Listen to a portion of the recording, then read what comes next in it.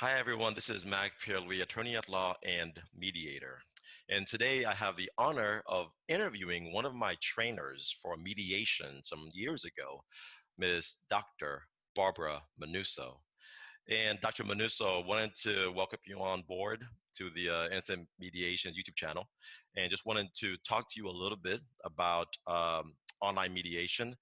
And why don't you go ahead and give the audience just a few pointers about yourself? Well, thank you. Thank you for having me on your channel.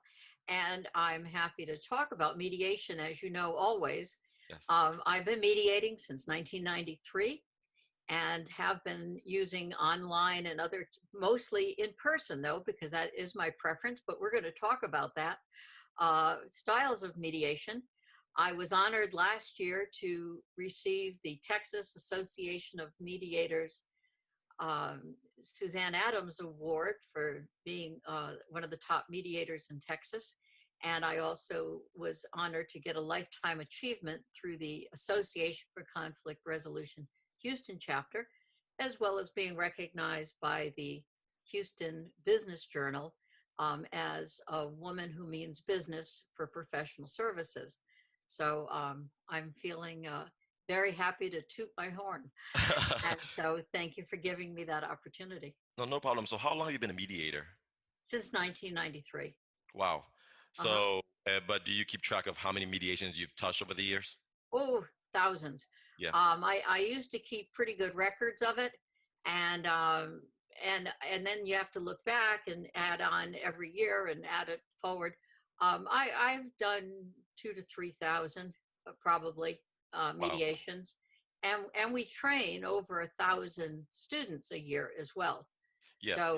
So we touch a lot of people, and I also do a lot of training in the international arena. So I've been worldwide. So it's not just local. So it's been I've been very fortunate to be an influence in the mediation market, and to have enjoyed doing it, because not everybody can enjoy what they do. Yeah. And feel rewarded from it. And it's not just about the money, it's about the satisfaction people get through the mediation process.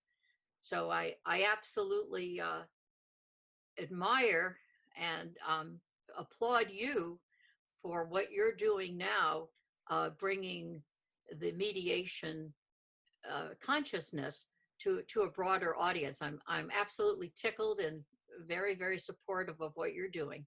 Well, thank you so much. And that's kind of why we wanted to talk today a little bit about online mediation and getting your thoughts from all your years of experience to discuss this new trend.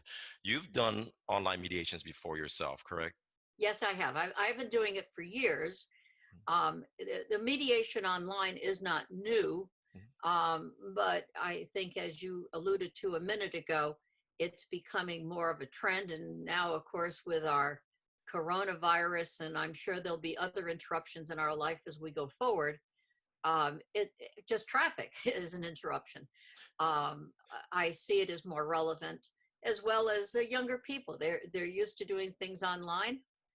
That's newer to me. So technology and life change, and we have to change with it. Yeah, well, speaking of technology, actually, I wanted to take folks over to your website real quick.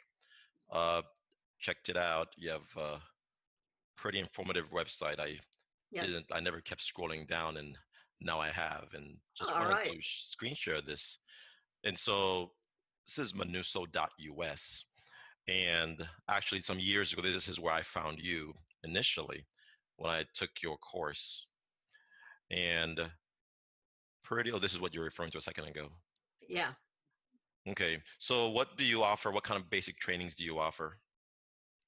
Well, we offer the 5 basic trainings that are important for anybody's portfolio if they want to hold themselves out as an alternative dispute resolution professional. And now it's not considered just alternative dispute, it's considered affordable dispute resolution. And I work with Melissa Bach McAlpine, which you can see coming up on the screen here. I see. She is the immediate past president now of the Texas Association of Mediators, Hmm. and she's the co-convener of the Texas Mediators Trainers Roundtable, which is a consortium of trainers around the state. And so we set a standard, and we're trying to keep out some of these people that take one training and decide Hmm. to put out a shingle because they think they can make a fast buck. And Got it. then people get involved and they find out that their training isn't worth anything, they haven't learned anything, and it's an issue. So we're trying to tighten the ban, so people should look on the Texas Meters Trainers Roundtable to make sure that if they're going to take a training, they're getting it from a person who has some basis for teaching. Okay. And so we offer that. And So oh, so yes, sorry to interrupt. In addition to mediation, you also do arbitration training as right, well. right. So I wanted to talk about that because I think about who's doing the training is as important as the training. And so we offer basic, which is what is required by the state of Texas, and actually is pretty much the gold standard and universal around the world for 40 hours of basic training, is pretty much the core in most of the world. I can't think of too many places that don't um, require 40 hours of basic. It's still not enough, Yeah. but it's a wonderful start, and it's a good outline for people who are really interested in doing it well. And then we have the family training. And in Texas, you must do at least 30 hours of family training, which includes the 4 hours of domestic violence training by a designated and approved trainer. So we work with the Houston Area Women's Center. They've been our trainer in domestic violence from day one. So that's been very nice. Okay. Yeah. And so they get everything within the 40 hours. And then we also teach parenting coordination facilitation, which is another 18 hours of training. And that's on top of the basic and the family. At both of those are required by the state. If you're going to do family training, you have to have the 30 hours of family. Hmm. And then the parenting on top of that for high conflict families going through divorce. And the one that is resonating very strongly in the community now is our elder and adult care mediation. And Yes. this is family mediation outside of a divorce or child custody. And that's wonderful training. Families get along, and then all of a sudden, the senior in the family needs some extra help, or needs to change residence, or they just need to go into a facility.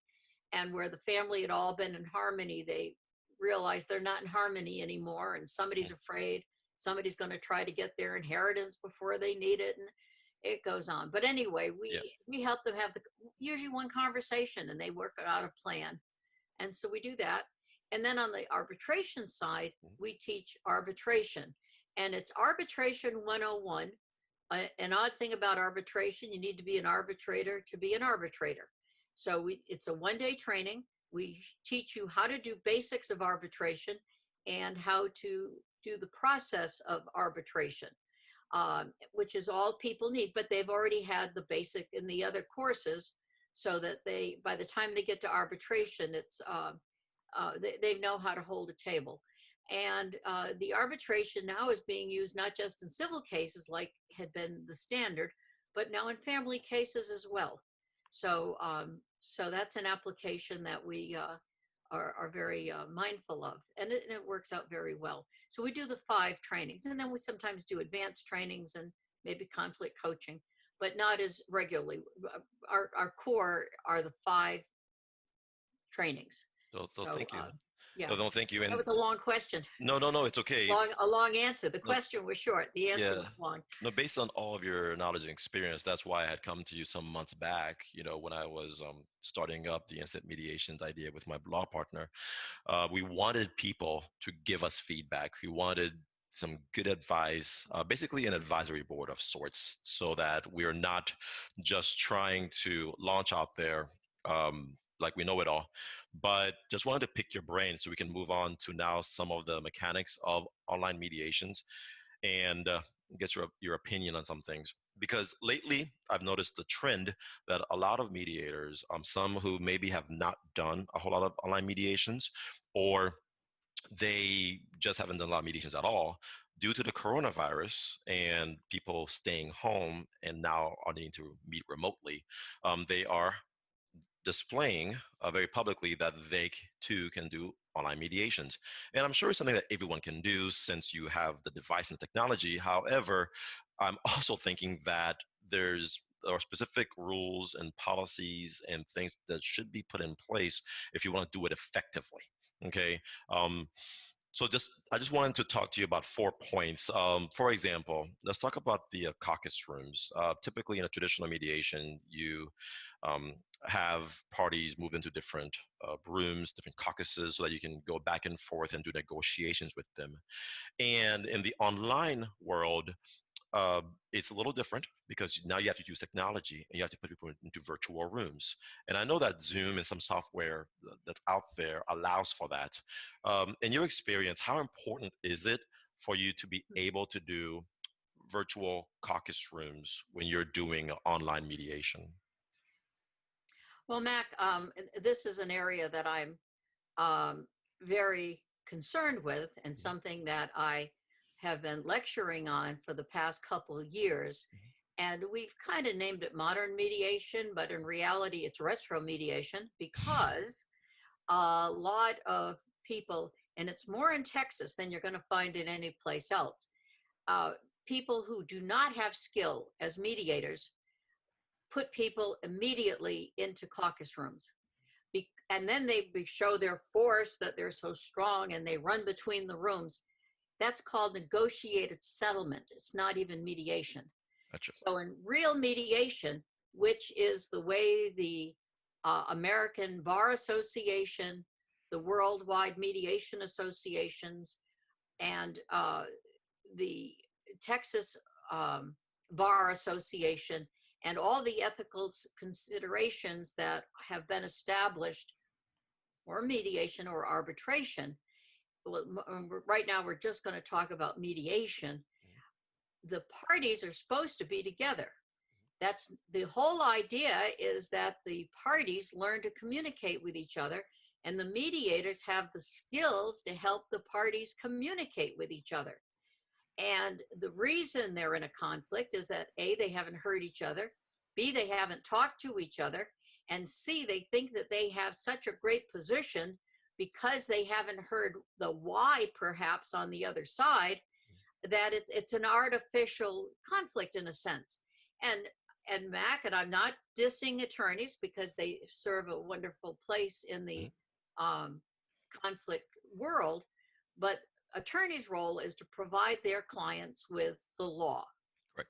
And what they're thinking, and as their conflict applies to law. In mediation, if you're doing a proper one and a good one, and that one that's going to not just put money in the pockets of people who are sitting all day in a room by themselves with their attorney, and they really want to get to a resolution that can give them some sense of satisfaction, so the next morning when they wake up, they say, what the hell have I done now? You keep the parties more together. Not that you never caucus. You do need caucus rooms, because you caucus with a mediator, or maybe even with your attorney, just to evaluate, just to think through, and to have that opportunity to talk in private on maybe what value added, what do we need to do to get a little closer to an agreement here. But then you come back together and you make a proposal. You make the proposal to the other side.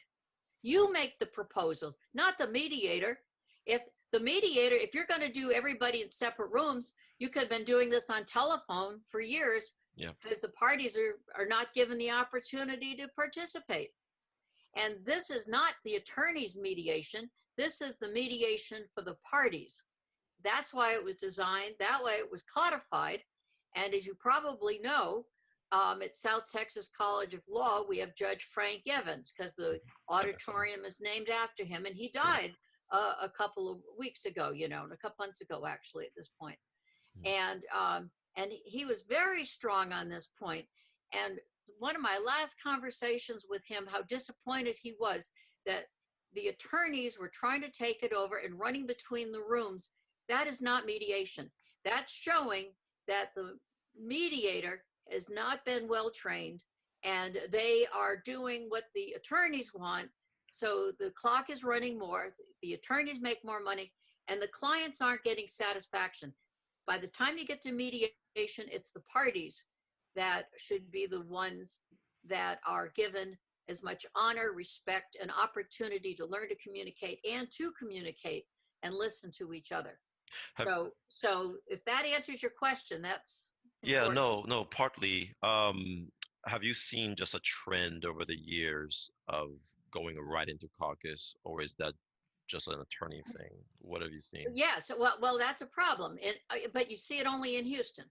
I know when I have done court-appointed cases, the parties come in. They say, "What room should I be in?" I said, "Here Ah, we are," and they'll gotcha. look at me blankly and say, "But don't we have a room?" I said, "Yeah, you'll have a room if you need it as we go through the process." See, And so we start in caucus. And I will tell you that 99% of the time, the parties are thrilled after they've done a proper mediation. They go, "Oh, well, that was quite different, but that was quite good." yeah. And the parties don't leave crying or looking nervous or chewing their nails. They feel empowered because a proper mediator helps the parties find satisfaction with their resolution. Maybe not 100%, but they can feel more satisfaction. They're the ones that have to live with it. Gotcha. So the They're the goal, ones that have to be most. They're the ones that have to feel the most control and feel empowered in the mediation. okay, so applying it to the virtual world and the online model, same thing, right? We should Same thing. try to keep people Same thing. in the same main session to do discussions until it's necessary to split them up. Right. Then you split, but you come back together. A caucus, the reason for a caucus is to say something to their attorney or with a mediator that they don't feel comfortable saying in front of the other party, or they don't have a way of saying it to the other party. So the mediator's role, if they're a good mediator, will help the parties find a way of saying it or to think outside the box or to expand their thinking a little bit so that they do have something that they can ask or request of the other party, maybe value added some way.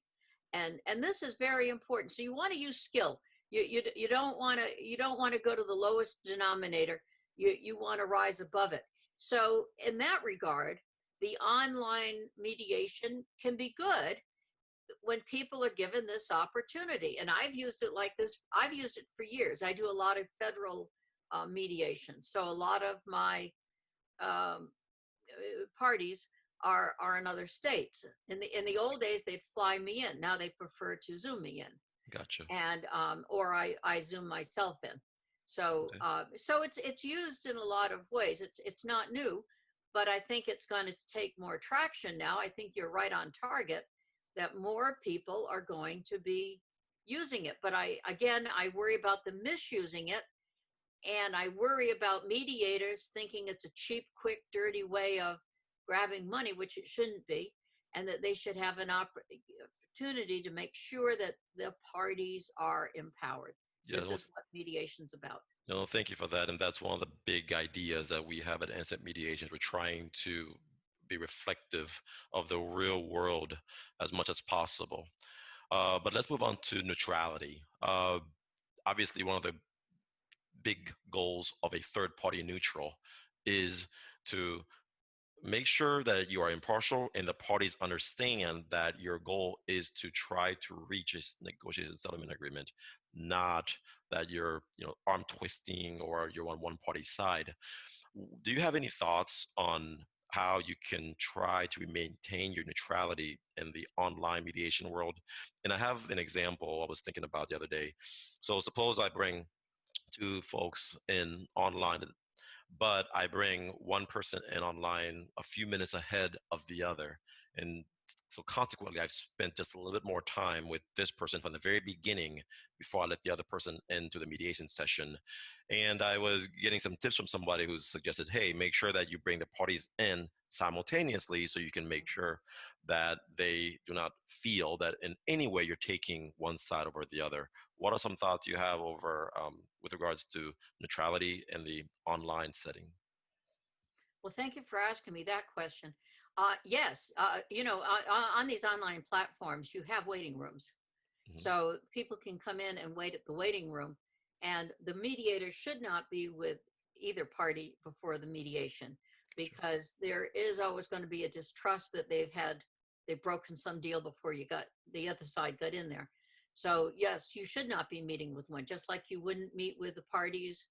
Um, if you were doing a in-person mediation, I always have them wait in the reception area, and I go out and get them. Or if I have an assistant working with me, then they bring them both back to me at the same time, because every motion of everything you do is being scrutinized. And if I meet with one side for 10 minutes, I'm going to meet with the other side for 10 minutes. I don't meet with when they're in caucus, and they do go in caucus. I'm not saying totally against. I'm against 100% caucus on them. That is not mediation. It's negotiated settlement. So if I do meet with one side, trust me, they are watching their watch. And so I'm going to make sure that I'm very even Steven with both sides, and and be as transparent as possible. That's why, again, I will say, the more that the parties meet with each other and they have that opportunity to talk to each other, that just enhances the mediator's impartiality, neutrality, and prevents any issues that could open up a lawsuit saying, well, I think they told them this, I think they told them that, I think they pushed them to do this. Or you hear about it 5 o'clock, people are hungry, and the mediator kind of pushes people to, okay, let's wrap this up now, it's dinner time. That's you're opening yourself for a lawsuit. So there's no, it doesn't make sense. Gotcha. uh, so I'm very much about being neutral, and as you know, if one party calls you, you let the other party know, and you try to do as much online, sending emails addressing with where all the parties can see their names, that they've all been sent the same materials the same way, the same time. This is actually better impartial, being ways of being impartial than we had years ago. Because when I first started, we thought it was big even faxing people, because Ah, we would send a letter to each side. And then you'd had faxes, and it took the Bar Association years to allow you to send any advanced materials or the agreement to mediate with a fax. That was mhm. huge. And so now you can do everything online. Yep. So you can enhance your neutrality, Yeah. but it doesn't change. I think whoever gave you the advice not to meet with one before the other one comes in Yep. was right on point. Yep. And again, put them in a waiting room. That's what you have on your online processes. They can each wait in a waiting room, and then you open them up at the same time. Gotcha. Thank you for that. Let's talk about just technical difficulties. Fortunately, most programs that people might use is gonna work just fine, and like Zoom, for example, that we're on right now, and we're not gonna have any issues. However, what about when things just go boom, blackouts, just inability to call each other? Do you have any suggestions on how to resolve those problems? Because in the physical world, you don't have these issues. Everyone comes in, and something may happen where they get sick and they got to leave. But in the virtual world, technology problems happen all the time. So, what are some ways you work against that? Well, again, that can be an issue. I've had problems with all types of platforms that worked for me the day before, and I went to go online to do something, and it didn't want to work. Yep. And so I have a couple online programs that I use. So you just quickly shift to what is going to work. And then, of course, when I've worked with families sometimes that are afar, when you're doing elder and adult care mediation, very often the kids are not in the same town at all. They're in different places. And we've had snafus with, they might be out in the country and maybe their Bad internet signal. service isn't that great. Yeah. So that happens. So that's when you have a phone nearby also. Um, Using freeconferencecall.com is always a nice backup. Yep. And it just shift into it. And I think let people know up front Got it. when they're doing, if they're doing online or when they're doing online, that should something, some like connectivity decide to go south in the middle of your presentation, that you will, here's the dial-in number, just call me and let's go online with the phones. Thank you.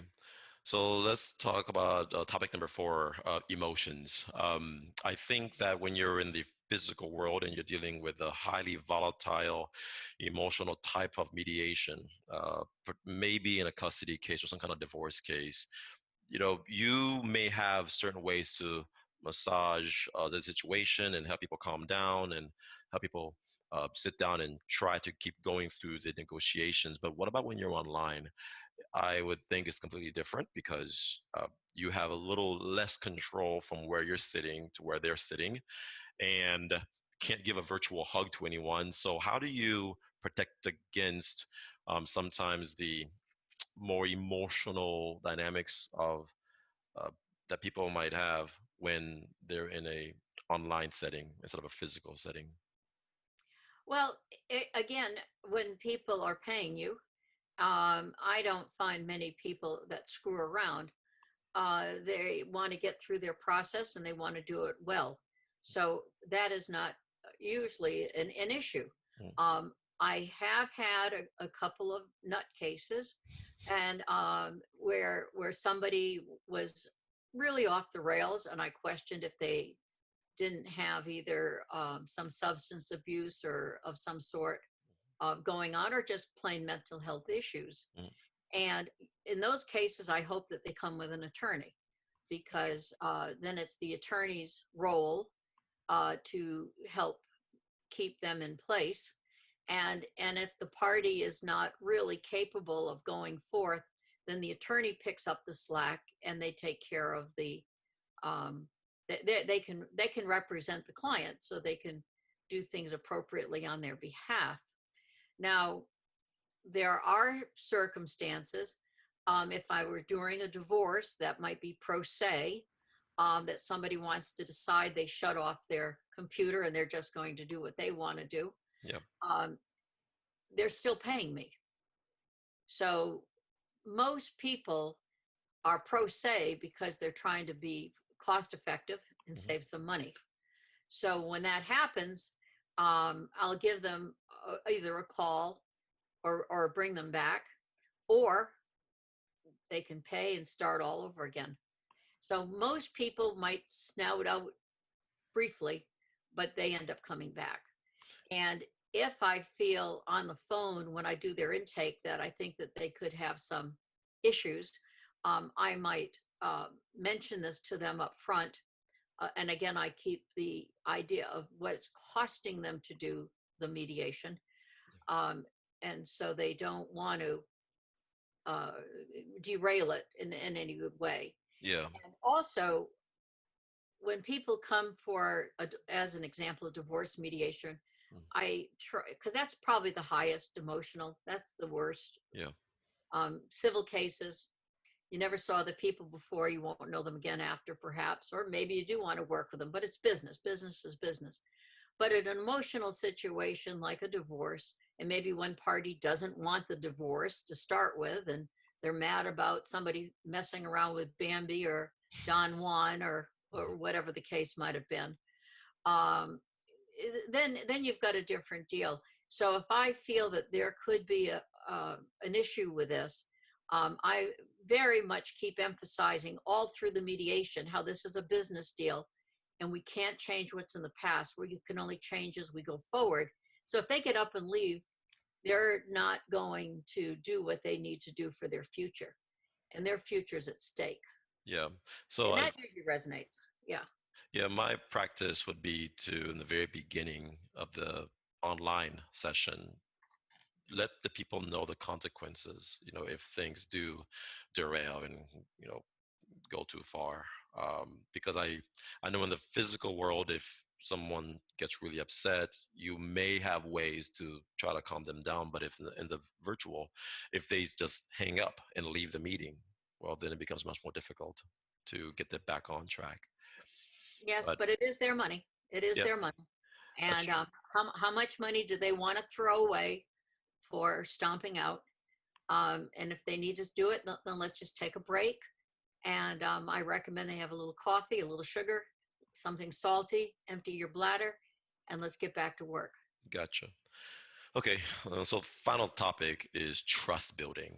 Okay, so do you believe that it's more necessary in the virtual world over the physical world mediations to and make sure you instill trust between you, the mediator, and the participants, or do you think it's about the same?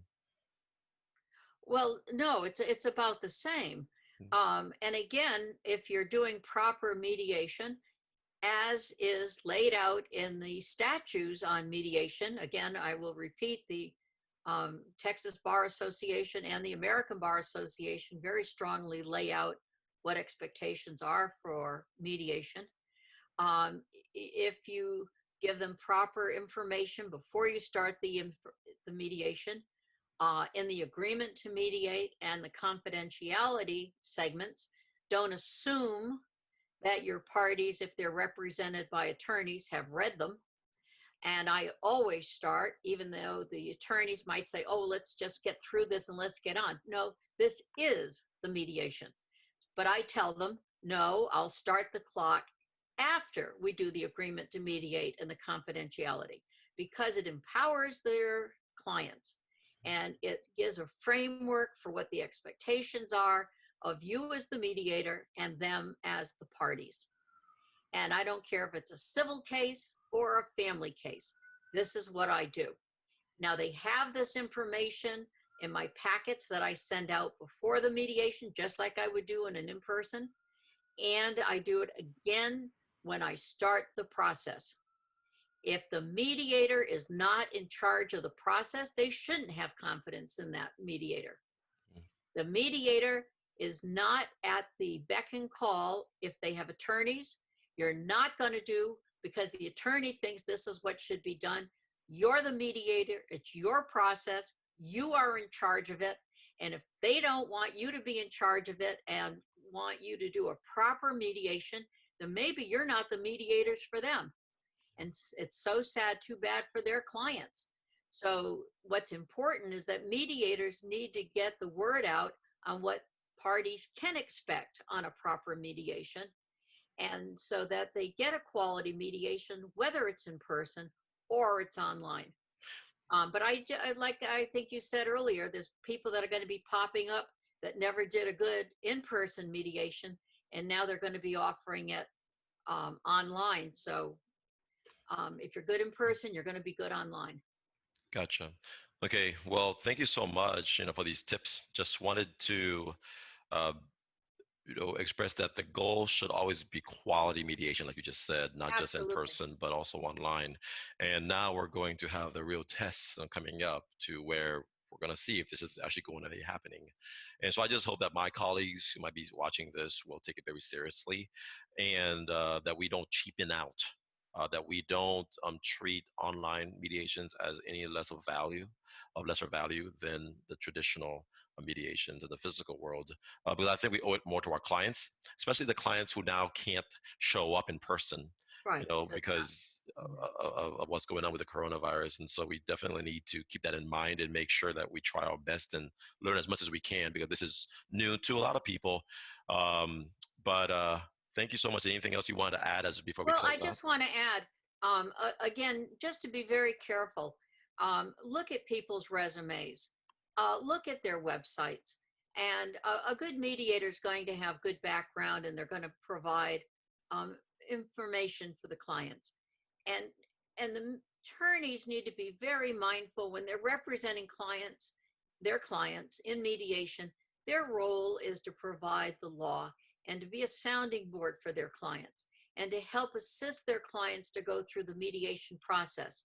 And also, the attorney's role is to help their parties find a mediator who is professional and who will do a good job for them. Most people might go to a mediator once in their lifetime, if ever. And they don't know what to look for. They don't know where to go. So it's the role of the attorneys to make sure that they work with the top notch people like you who have invested time and energy and thought into doing quality mediations. And this is extremely important. With this online, you're going to have a lot of pop-ups. People are going to offer mediation for very cheap prices. The mediators might be very direct to people, say you should do this or you should do that.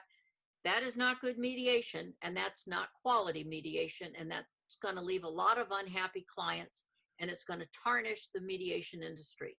So the attorneys, as you select a mediator, select somebody that's going to give a quality mediation. It's not going to be the bargain basement. There's pretty standard prices. People can look online and see what the average is charging, and those are the mediators you want to use. Somebody that has been doing it for a while, that is a member of the professional groups. If they're not, that's another red flag. Why don't they meet the qualifications to be a credentialed mediator, for one thing? If and the Texas Credentialing Association is very, very important. If you have a mediator that's not a credentialed mediator, that's a red flag, because a credentialed mediator has met minimum standards. And this has been around now, oh, I don't know, 8, 9 years, something like that.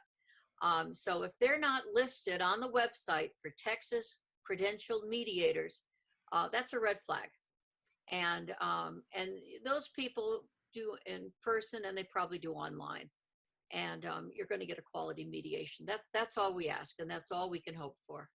Gotcha. So thank you, though, for your efforts in elevating you're elevating the profession of mediation, and I applaud you for that, and I Oh, thank you. thank you. Thank you so much. So if people want to get in touch with you or do one of your classes, of your website again, if you could spell it out. It's www.manousso.us. And yes, we have all kinds of classes. Of course, we're on hold right now. We could do some online, but I think the training in person is much more effective.